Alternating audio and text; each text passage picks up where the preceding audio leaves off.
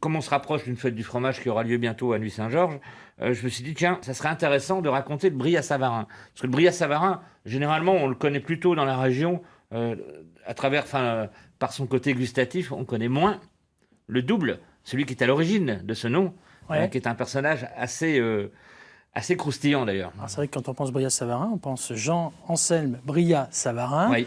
Comme vous, hein, une seule tête, mais plein de casquettes, parce qu'il faisait plein de choses, cet homme-là.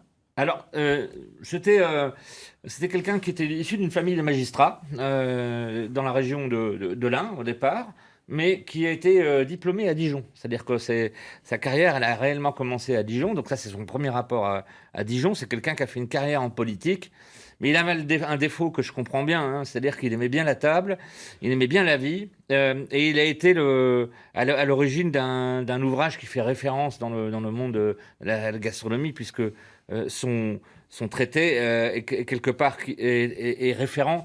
Il a raconté la gastronomie par des scénettes comme ça, sa physiologie du goût, des scénettes extrêmement bien écrites, parce que c'est un véritable écrivain à la base. Oui, je l'ai en version de Alors poche. en version, j'allais dire d'aujourd'hui, quoi, Oui, parce c'est ça. que on peut l'avoir aussi dans des versions plus luxueuses. Mais si on veut déjà s'initier à l'esprit de Brie à Savarin, parce qu'on ne parle pas de recettes directement, même s'il y en a dedans, on ne rentre pas dans le détail gustatif. On est dans une espèce de philosophie Oui. de la vie.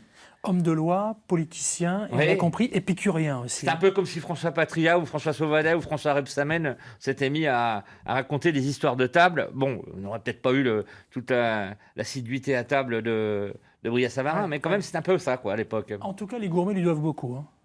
Oui, alors, mais non seulement ils lui doivent beaucoup, mais c'est une référence absolue. C'est un peu notre papa à tous, nous les gourmets, les gourmands.